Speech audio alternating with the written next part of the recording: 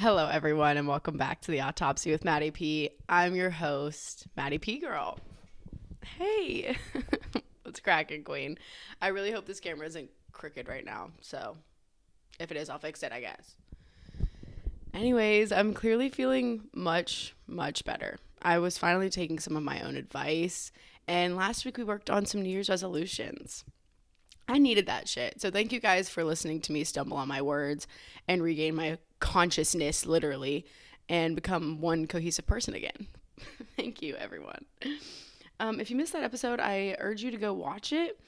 It is a lot of me talking about my crash out, but it's me carefully analyzing how I create goals versus just choosing some shit and overriding my circuit, which I tend to do.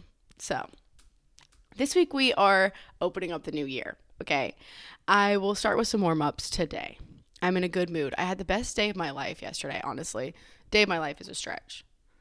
But I had a great day yesterday. And Ellie Mae is not here and it's making me sad. Anyways. It's like 9 o'clock in the morning and I am boosted post grandiose day. And I just love my family, even though they brought up this video of me where I was being a meteorologist. I was that kid, y'all, and I know no one is surprised by this, that like pulled everyone together. We did singing, we did dancing, we put on a show. If you're coming to my house, you were entertained, you know? And it's kind of not a surprise that I sit here with a microphone. And my mom, if you're watching, she's not. She's not. Told me that I should dial back my cussing. And we've visited this topic before of my cursing and me trying to dial it back. And here's the thing, not fucking doing it. It's hard, y'all. And, you know, I get I'm supposed to be a lady. And I do adhere to that. I truly do. But, you know, when it comes to the mouth, it's just like freedom of speech. And I'm just going to say what I want.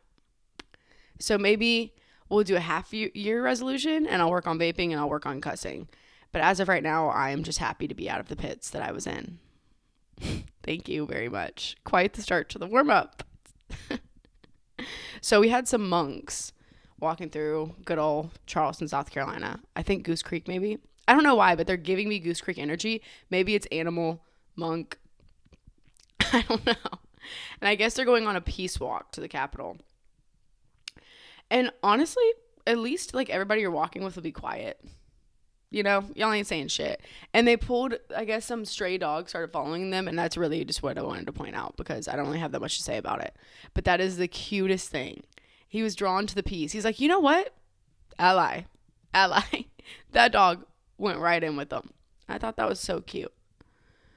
So I actually saw a stray monk downtown yesterday. And I don't know if he was affiliated or if he's like, fuck this. I'm not doing this anymore. And he was just like, I'm going downtown. I'm going out. I'm going out. So there was just a stray one wandering around. Not sure if his affiliation or if he was just out on his own. Stray one, that sound bad? I don't know.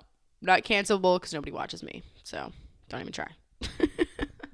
My brother asked me the other day my opinion on pandas. My opinion doesn't do much. Mostly for show, really cute. And he is a panda hater. And I think it's because he thinks everything needs to be a unit and like a predator. And I don't agree with this. I think we do need fluff in like the actual ecosystem. There is a science behind it. You think the other animals look at them and are like, those are fucking so cute. It's going to keep me going. It's keeping me going. Like Kim the gorilla is like, where's a fucking panda right now? I'm about to tweak out. You guys know Kim the gorilla? So anyways, my stance is you need cute things.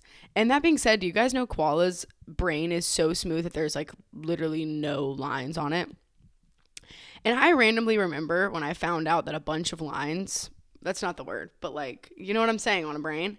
I was at the movie theater and so someone told me a lot of them means that you're smart.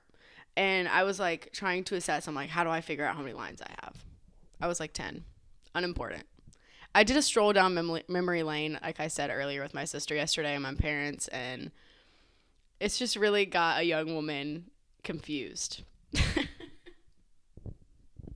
And a bunch of memories keep coming up in my head that don't need to be there. So koalas are really fucking stupid, if you didn't know that. But they're also mean. And it's like, are dumber things meaner in the animal kingdom? Stupid point to make. That's so not true. Those fish are stupid as fuck. It tastes so good. Just saying. This is why they're called warm-ups, you guys. Moving on. I haven't talked to you guys about Tana Mojo, and I was going to bring her up today because we all know I was raised on Tana. I absolutely love Tana Mojo, and no one will make me stop. And we have this thing in our life right now where she's sober, I'm sober, and we had like a similar arc. And she admits to the fact that she was coked up whenever she said that On God video in that fuck ass IMG set at like some Jake Paul fight. That man needed his jaw wired shut. He looks better like a VeggieTale, to be honest. He really... Why have I not realized he looks like a VeggieTale? Memories. Memories, guys. But their podcast is over, and it's been over. And I talked to y'all about it. But I'm kind of upset that she's not just going to go ahead and ditch Brooke and start one on her own. Because Brooke will always be Mindy to me. And if you know, you know. I'm not going to go too far into that because I guess people watch this that don't know who Tana is. But and Brooke Smiles' situation, like, of course she married for money. She was using Tana. She only cares about her appearance. I'm being a hater today about it. And I sipped some serious haterade when it came to Brooke. Because I just got in a little rabbit hole the other day of a fellow hater of Brooke. And, you know, I think she just fooled y'all. She almost got me for a little bit. I was feeling her for a little bit. But I think once a Mindy, always a Mindy. And I stand by that. I stand by that.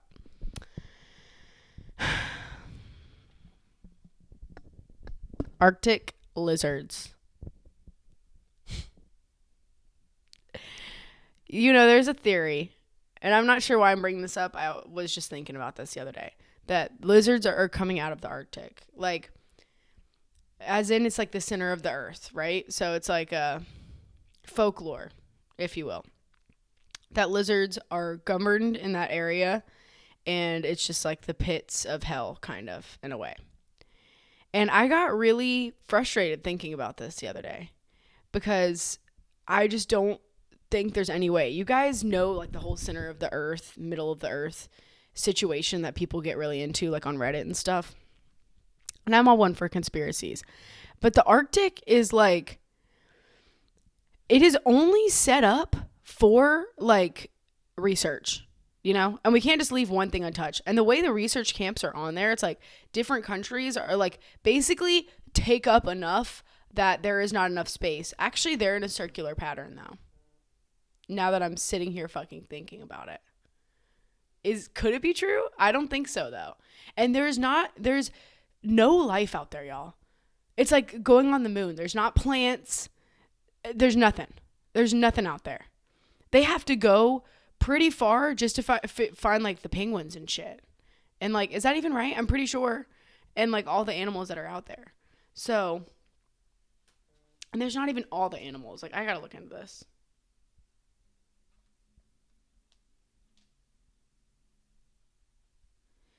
And it brings me to another point. Let me look at this first before I start going. Okay, there's plenty. That was really dumb of me. That was so dumb. I'm not that stupid, y'all. My brain ain't that smooth. This brings me to another point that in the scientific fields, whether it's medicine, with the theories on, yes, I do think there's cancer research. Yes, I do think we could cure a lot.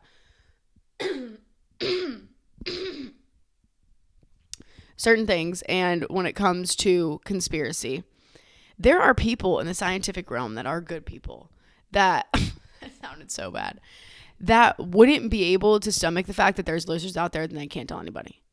Or like certain research has been done that hasn't been, you know what I'm trying to say. You know?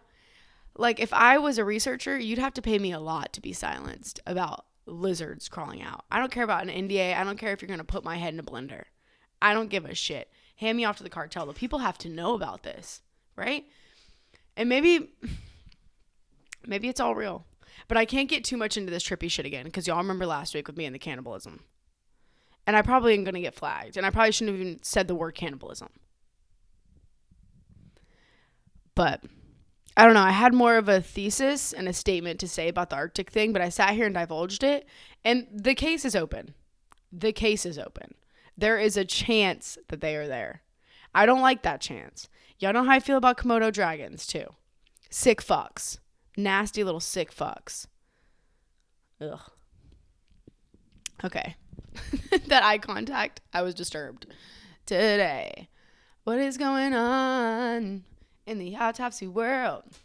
Do you guys like that jingle? How do you feel about that? I thought we would start the new year off with a bang. Okay. We are going to talk about taking control out of your life and not needing to be in control of fucking everything, and the art of letting go. I talked about last week that for me and my New Year's, it was a lot about cleansing this year, cleansing old shit and enhancing new. And I feel as though the first step for that, and a good place to start on the right foot this week, is letting go of control.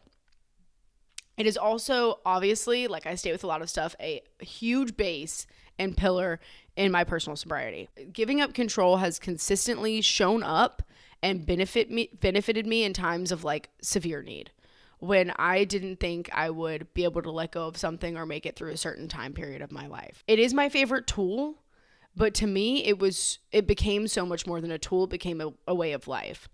And it started as implementing these small things, and over time, I was given true peace. I think it's important today to view it as, instead of just a means of getting through, to making letting go of control part of us. Because letting go of control of my life has given me so much space to breathe and to actually think like a normal person. And that is a huge part of at least my sobriety, getting into it. Y'all know mental health is really important to me, was cohesive thinking and being able to regulate in a way that I can see forward. And a lot of it is like, you know, the new glasses I talk about and our vision being skewed, and letting go of control was like a huge basis of that for me personally. I think it's just a true basis of building a life centered around both what's important and self, and a life of confidence, honestly, because I hadn't understood confidence in that way either until I could let go of control, because I'm not bogged down by every thought that another person has, every idea, everything that's going on in the world that revolves around outside of me. And giving up control, honestly, is just the art of letting go, which was something that I really honed in on my first few months actually sober, because I knew that I couldn't move forward with the ideas and the thoughts that I was stuck on, and the way that my brain was revolving, because I was just like constantly spinning out of control. And I could not find a way to gain the control. And we'll get to that point where we talk about this a little bit more, but I had tricked myself into thinking that that was me gaining control. But when I say gain control, I mean understanding that nothing else is fucking important outside of yourself. And knowing that in the pit of your stomach. Anyways, many of you know, and if you don't know, hi, welcome. Hey, I struggled very, very, very deeply at the hands of anxiety for like all of my life. This was, I know I just talked about like literally singing and dancing, but just saying. And this was before drugs and alcohol ever took over my life. It got way worse with anxiety. Yeah. And obviously cocaine use just kind of triples that anxiety tenfold. And not to mention the things that I would do, and the guilt that I felt, and the remorse that I felt, and just general disgust with who I am. I would get stuck on thoughts, ideas, mistakes, whatever, for hours and hours at a time. I'm talking like broken record. And I'm being more vulnerable about this today, but it was disgusting. And I'm not calling mental health disgusting, but the way that it made me feel was fucking disgusting. It would be like one conversation I had with somebody that was so unimportant. And it could be like not even an argument, like just so unimportant. And I would think it through word for word, taking apart what I said for hours and hours and hours on end. And it was fucking debilitating. To some extent, my personal life had become one big loop, like my thinking. And once I would get off of the one, I would get stuck onto another one. And I did suffer too a lot with like OCD thoughts. And you know that we've talked about it before, but that had a lot to do with just an inability to let go of anything. And I made an obsession episode where we talked about that. And it was a really big deal for me in my life to be able to let go of obsession. And obviously in a way of drugs and alcohol in the episode, that's kind of the way we discuss it. But also ideas.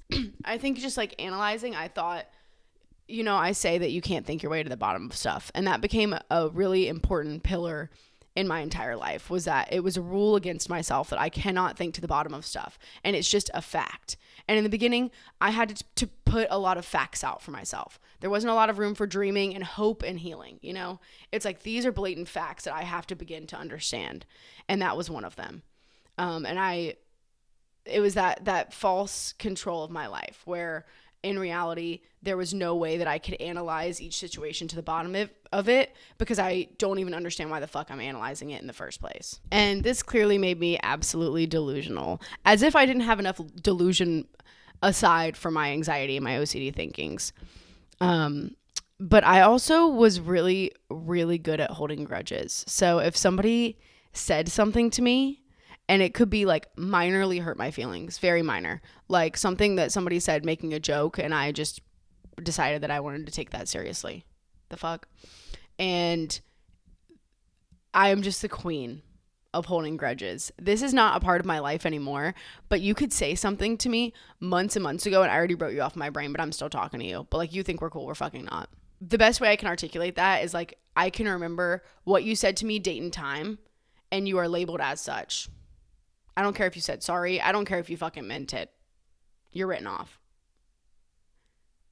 And I think that's because I obsessively would think about what happened to me or what somebody did over and over. And God forbid I be done wrong at the hands of somebody who made a mistake. And that type of writing people off in that way did cause me to like write the world off in general. And it made me like very tainted. So I, like the way that I would walk around looking for friendships and looking for people was like, they wouldn't make it past like any test that I had because I had this preconceived notion that they were going to destroy me anyways. And that also came out of like the self-sufficiency inside myself that I could only trust me. And that was like not a huge period of time in my life. I always held grudges, don't get me wrong, like always, but where the world was so tainted and that's how I looked for people. And that was at the end of a very unsafe time period for me where I had gone through some unsafe situations and I was genuinely unsafe. And then also that caused an unsafe environment in myself. And I just didn't feel like, I was just scared, and I think a lot of that, like we haven't touched too much in this podcast on trauma. And there's a reason for that. That is because I have suffered some things and I am not a fucking doctor. And, I can talk about emotions and about feelings, and I'm not a psychologist, and that's fine. And I come here and talk about healing from my personal perspective. That's the reason why, because I don't have facts. I just have what I've been through. But I will not talk about trauma, I think. A, it's too personal. And B, I don't want to give somebody the wrong advice who's suffering the way I've suffered before. Because I would definitely go watch a fucking podcast of some stupid bitch with a microphone and take that for like word and not go see somebody. So if you're suffering with traumas and you have OCD and anxiety-ridden thoughts, and yeah, this podcast is about letting go of control right now. But if you do, I urge you to actually seek help, because I sat in that period of time for way too long and it destroyed the way that I view Earth and people and everybody around me. And I don't want you to suffer like that. Back to the letting go of control. Today we're staying on topic. The last few weeks we've been really skewed out, so we're staying on topic today. So like I kind of said earlier, when I got sober, I knew that I had to get control of my mental health. I had such tight grips on everything, like all caps, everything in my life, and I did not want to let go because it comforted me. I knew that I could trust myself to some extent, and there was proof that I couldn't trust other people. So it comforted me to not let anybody in and to be obsessive. And I identified that obviously early in my sobriety, but I knew that letting go and giving up control was not going to be something that was easy for me. So as we go through and we talk about this, if you are choosing to take a path of maybe learning to let go, or that could be something you start your year with, know that it was not easy for me. This wasn't something I got up and decided for myself. And I want you to relieve that pressure within yourself, because I think a topic like letting go and not having control and stuff is something that innately makes us like, it's like a marker of being cool somewhat in society. And I that might be strange. That might be to me, you know, people are like, oh, I'm chill. Like, you know, I'm cool, let go of control, not like wound up crazy things bother you. So I feel like the topic can be kind of touchy in that way. And people just want to be like what they think they should be. And it's not so easy in a brain like mine and maybe a brain like yours. So I urge patience as you pursue this new journey of letting go. But in some ways, I wanted to be like the people who said things to me and moved on. And it wasn't fair that you said something to me and I couldn't move on. And I think a lot of like the beginning stages of this weren't necessarily born of malice. It wasn't necessarily coming from a place of hostility. I think it was proof and representation that the rest of the world moves on. And that is something that didn't exist in my brain. And it was the first time that I recognized that, because my sobriety to me is a lot about fitting back into normalcy and functioning like a normal person. And so I was looking for signs of that kind of throughout the world. And the world moves on in general. And that was not something that I could understand. So me weighing this fairness, right? A lot of my active use had to do with things being fair, and nothing was fucking fair to me. And now we know fair is for pigs. That's just not how life is.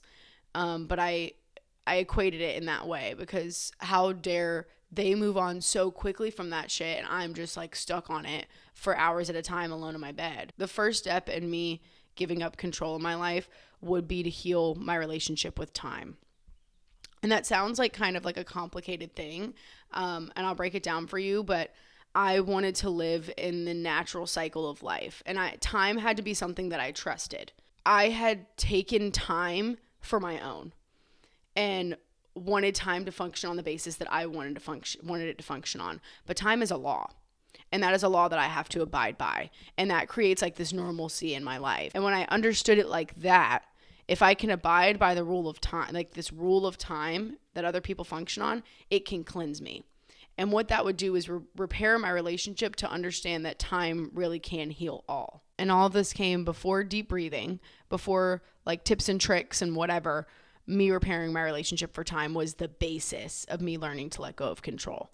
And that is how complicated I feel like some of these learning these lessons in life have to be for somebody like myself. Yes, all the tips and stuff worked, but I had to boil it down to a point to recognize that deep down, I did not understand time, and I did not function at the normal law and rate. And that is how there is no other way for me to express my lunacy, right?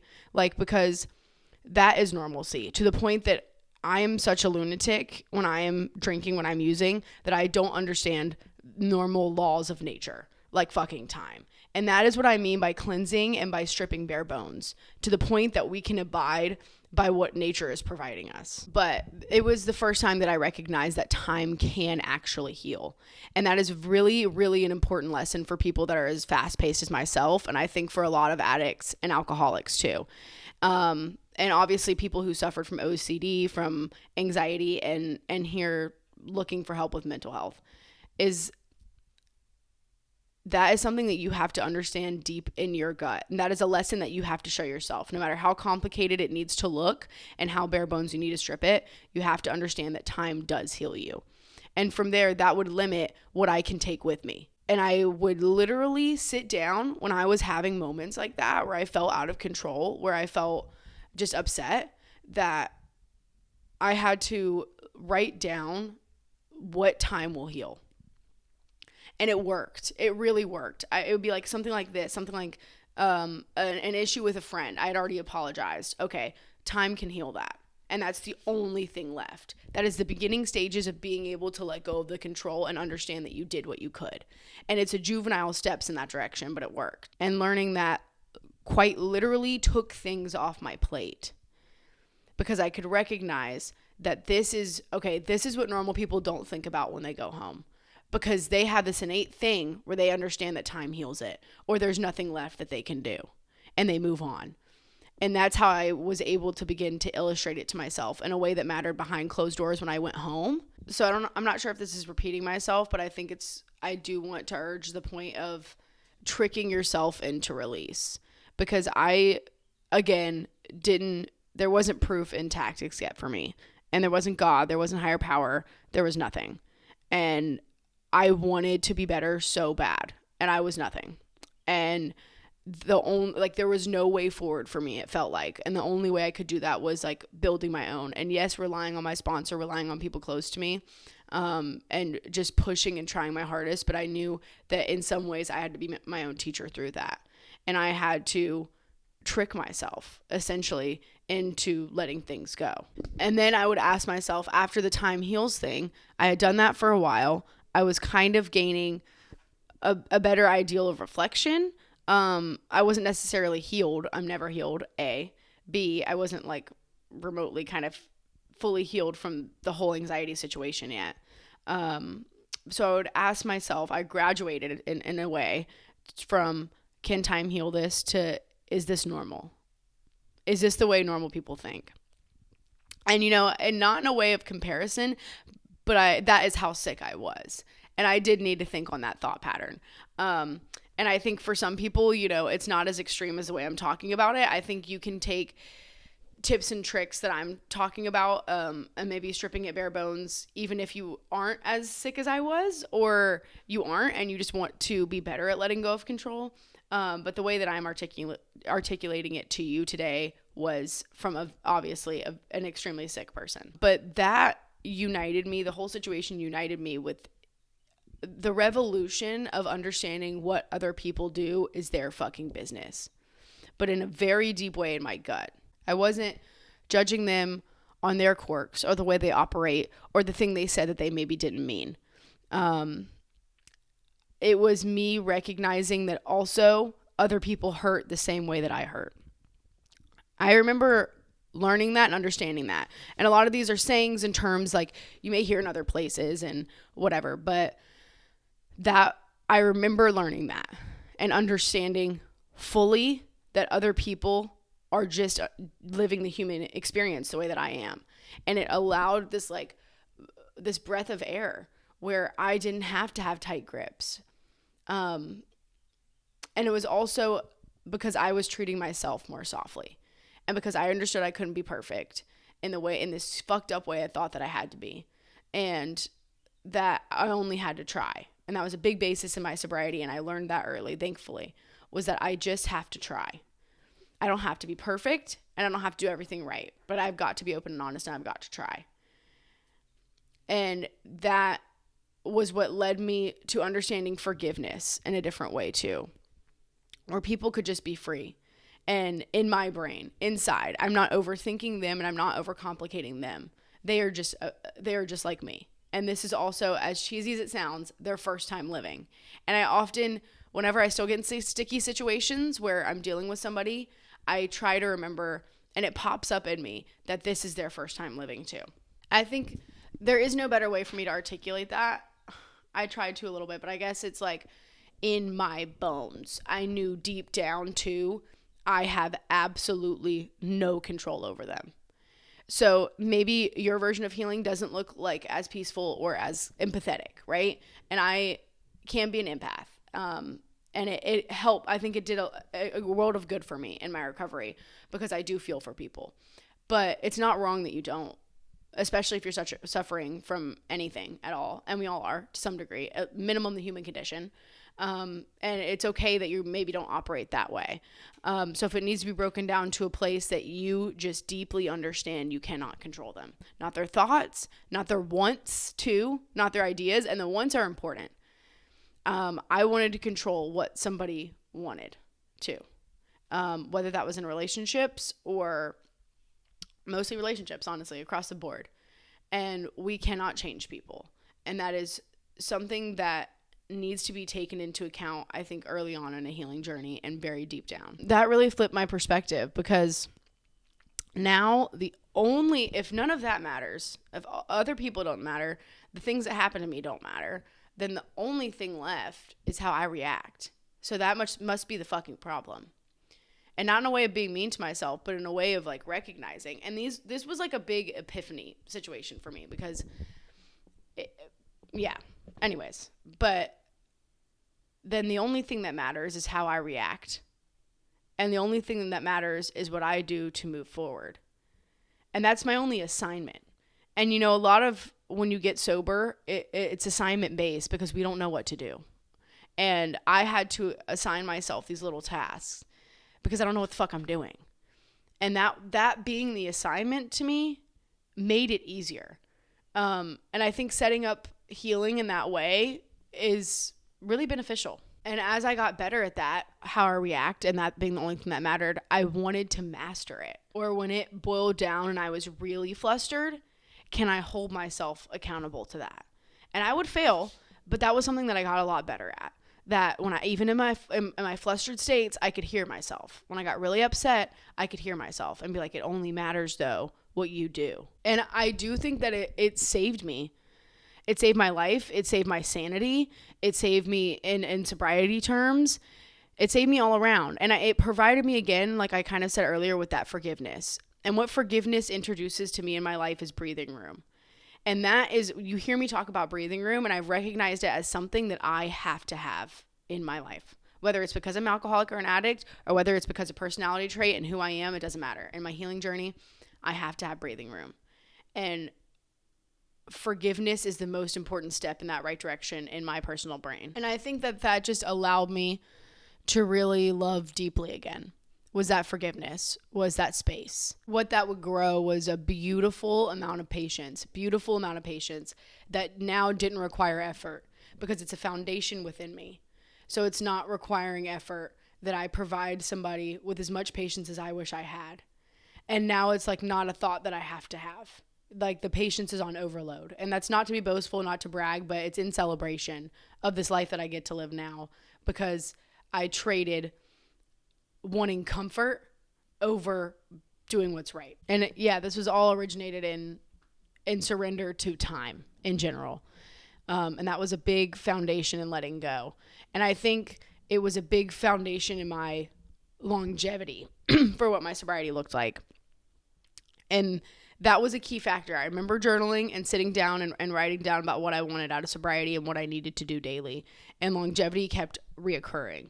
And the fight was for sobriety, but the fight was also for it to stick. And that was from the beginning. And that can be also, if you're not sober or looking to start a sober journey, that can also be part of your mental health, is the longevity that you stay with the ideals and stuff that you're evolving within yourself, that you keep that shit forever. And that's the goal. The goal isn't that we just get better. It's that we stay that way for the rest of our lives, hopefully. And we only grow and get bigger and bigger. And I would not know peace. I don't think I would know peace the way I did now if I didn't focus like that on the really big parts of me. And I did obviously partake in deep breathing, meditation. Before I would go into work, I would like get into the state where I would ask the trees, ask air. I didn't have a higher power, ask shit to follow me in. So that what I was learning during the day leading up to work didn't just blow off of me the second that somebody pisses me off or I'm having to deal with what real life is. Because healing has to fit into real life. And it's really, really important that we find a way for ourselves personally to bridge that gap. That it's not left in the dust during the day. The point is that it's all encompassing. And that it can become all of us so that we really can feel peace in any moment. Or we can elect it when we're not feeling good. So at that time, I would also ask, I would go out in nature. And I would just sit in the park. I would sit over here. There's like a big tree at the...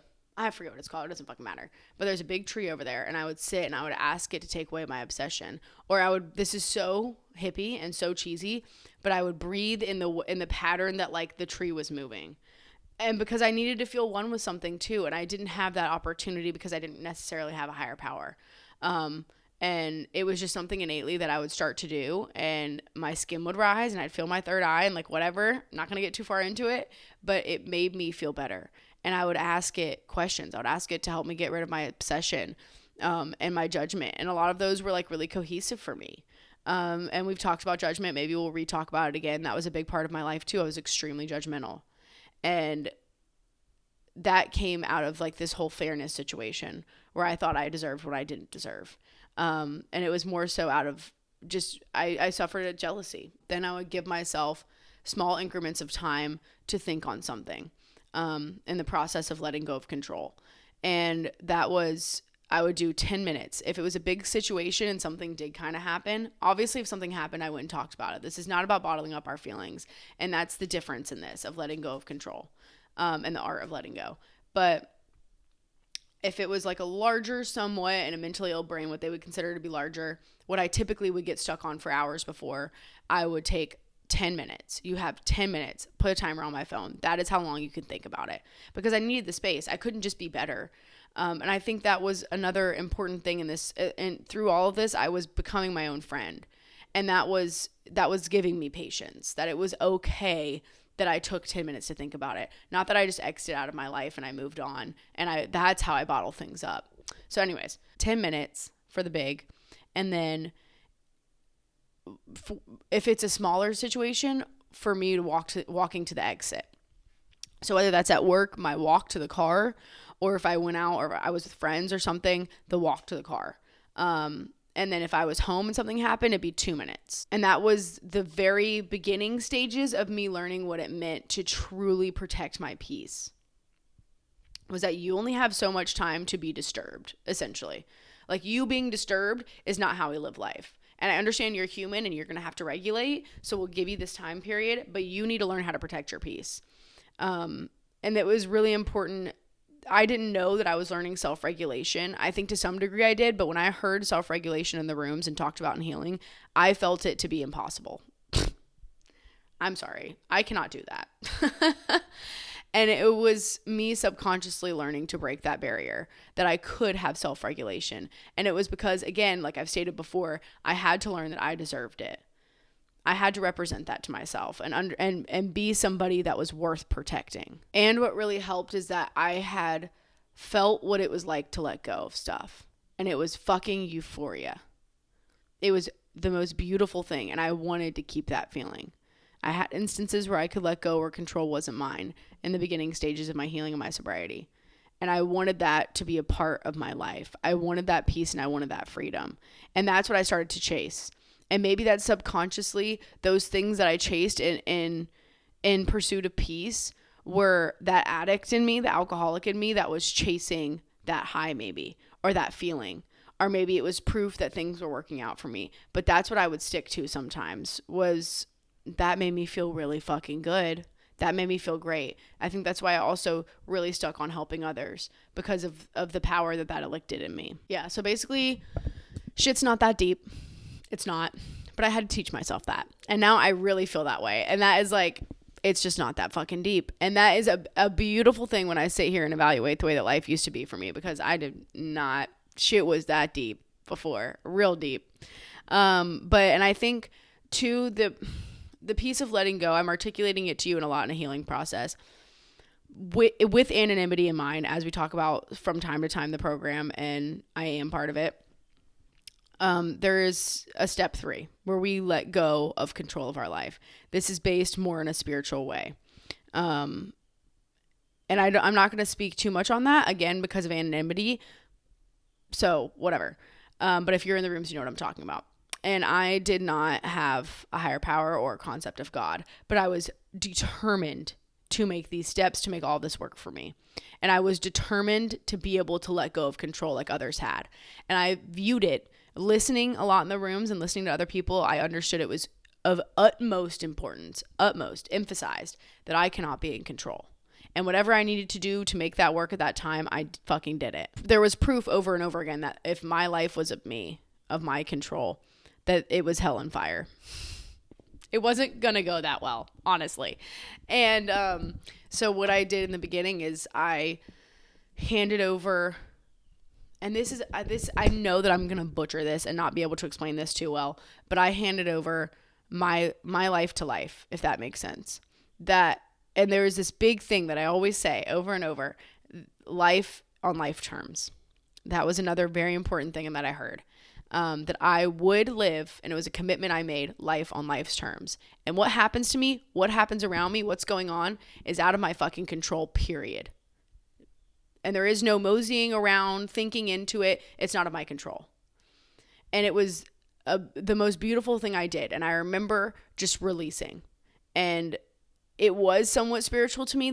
I didn't have a higher power, like I stated, but it was the most cleansing thing that I got to do. Like, I can still work hard. I can still grab the bull by the horns, but I cannot control what's coming next.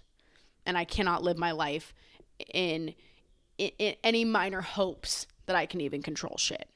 And that was when I really gave up control of my life. And it was that simple. That was something that was that simple. And maybe it came from breaking things down and trying over time to understand. But in that moment, it was that simple. That was just a rule that I set up for myself. There has to be a level of surrender in my life. There has to be a level of surrender in healing, in addiction, in sobriety. And it was important for me to recognize, and I'm glad that I recognized it this way. And maybe it's from dealing with a lot, maybe, in my life, in a small 26 years, that I knew life wasn't going to stop coming, because I had watched it happen to me over and over again, and things happened to me and my family and people I loved. And so I knew that it wasn't going to stop, you know? And that's what allowed me to fit into it, I think, because I was worried about that. You know, I can be hippy dippy woo-bah and be fucking nice and dandy all day if I want. But when life fucking sucker punches me in the face again, because I know for a fact it will, what am I going to do? How am I going to convey myself? Can I keep these ideals? And I think that's what allowed me to really dip into that relief, was that fear that shit is going to keep happening and I'm not going to know what to do with myself. That was when I could finally fucking relax, because life's going to throw curveballs. People are going to be dicks, but I get to remain calm. And that is a fucking gift, a gift that I hadn't been given, where I don't have to give a single fuck. And I always wanted to not give a fuck. Everyone made me give a fuck. But now I get to, in a way that means something, in a way that heals me. I get to not give a fuck anymore. My only responsibility is to build sanctuary and to move forward. That's my responsibility. And I think I want it to be proof that, you know, there doesn't have to be some magical reason that we fit in, that we understand life. It can be logic. I spent a lot of time without a higher power. I still struggle in that facet. And I had to make all of this shit work for me. Because sometimes the shit other people would tell me, it didn't work. Magic didn't work for me. I need this to be real. And in my life currently, I can still be angry. I can still be sad. But I abide by time and I abide by logic. That's something I can fucking do. I need peace more than I want to be right. Or more than I need control. I need peace first. And if that is the first thing that I'm searching for in my mind, that I'm grabbing towards, I don't need control anymore. Because I'm looking for better. I'm not looking for how I can fucking try to fix a situation, because I'm human. And I clearly can't. And that wasn't even a magical way for me to look at it anymore. Was because, like, life was this big beast to me always, you know? And I can see it as that. But if I'm looking and searching for the right thing and trying to grab that, it doesn't matter. I can let go. I don't have to try to fit in and beat this beast. Kind of like last week talking about beating the clock. I don't have to do that anymore. And peace can exist anywhere. You don't have to turn a blind eye or bottle things up or be scared of what life is going to throw you. You can make peace exist in the darkest of moments. And that is an important way to look at healing and look at sobriety. Not in the best moments, but in the hardest moments. For me, all of this took healing a relationship with time and with humanity, which seems so extreme. But fixing those two relationships and abiding by those rules again is what allows me this type of release now. Like, outside of you, nothing fucking matters. And it's not in your possession and it's not in your responsibility. And I think I had to do a lot of recoding what's my possession, what actually is my responsibility, and what belongs to me. Because a lot of this shit fucking doesn't. And realigning with, and I don't know why I talk about it in that way, but repairing those relationships, and maybe that's what I'm trying to emphasize right now, is repairing the relationship with humanity was really fucking important for me. And I did look at it as that big. That's what I'm repairing right now. I'm repairing relationships with very fundamental things in life that are completely skewed and fucked for me. And I can try to be hippie doodle on the outside, but what I need is to get to the root. And that's that I fucking hate people. And I fucking hate humanity, and I hate the way things are. And I fucked that up for myself. And, you know, maybe some of it's trauma and this and that. Doesn't fucking matter. It's fucked. Same thing with the time. I don't want to abide to any of this, but I have to. And if I want to live, which I decided the day that I got sober, I decided I want to live. I don't want to die anymore, period. And if I ever have those thoughts again, I seek help. I don't let it fester. I don't feel that way. I seek help. I made that decision for myself because I chose me and I chose better. And if I'm going to act that way, it's got to go down to the roots. So I don't know. I think that's a strange, and maybe we'll touch more on that one day. I don't have a lot of time left, so I'm not going to dive too deep. But I do urge you to look at the laws of life as that big and how to fix that equation within your brain and within yourself. And I urge you to not skip this step in your life. These things felt really big, and it felt like when I started that I was going to say I did this shit and there's no way it was going to stick. Like, I wasn't necessarily a good person. Like, I was always kind and shit, but like I had done a lot of shit. And like, I'm skewed. I only want drugs and alcohol. Like, I that's what I want. And how am I going to be fucking humble? How am I going to have humility? How am I going to let go of control in my life? Like, that shit is not actually going to happen. I might say it. But commitment to that, and that being a big basis, and understanding that you can achieve that. That is something that you can achieve in your life, is to let go of control. And again, it's what granted me my beautiful life today.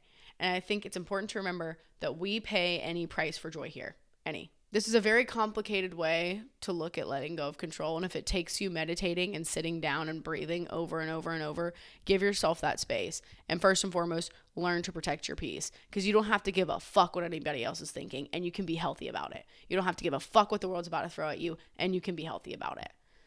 And that is the best. I'm saying it again, but it is the best thing in my life. Because like, what people are doing outside of me and what they got going on, I can only support them, you know? And if somebody does me wrong, I go and I ask their accountability for that, you know? If they won't give it to me, fuck it, move on, you know? We have to worry. That is a really important lesson in sobriety. It is our side of the street, and in healing too. I'm not trying to limit everybody. I talk a lot about sobriety, obviously. Our side of the street, period. That's it. And if you can know that in your gut, then you can survive life. Then you can remain sober. Then you can remain healthy and take these lessons with you. It only matters how you react. And that is something that you have to build in yourself in actuality, where that is genuinely how you feel about life, and not in this way where you say you are, or you're doing the work or whatever. You can make it fundamental within yourself. And you don't have to give a fuck. And that's a reward that you get. It should be in the promises. You don't have to give a shit anymore. So that's why I'm able to sit here and come just fucking talk my ass off, because I don't give a fuck. I don't care. So I hope some of that made sense to you. And I love you guys. And I hope you have a great week. Bye.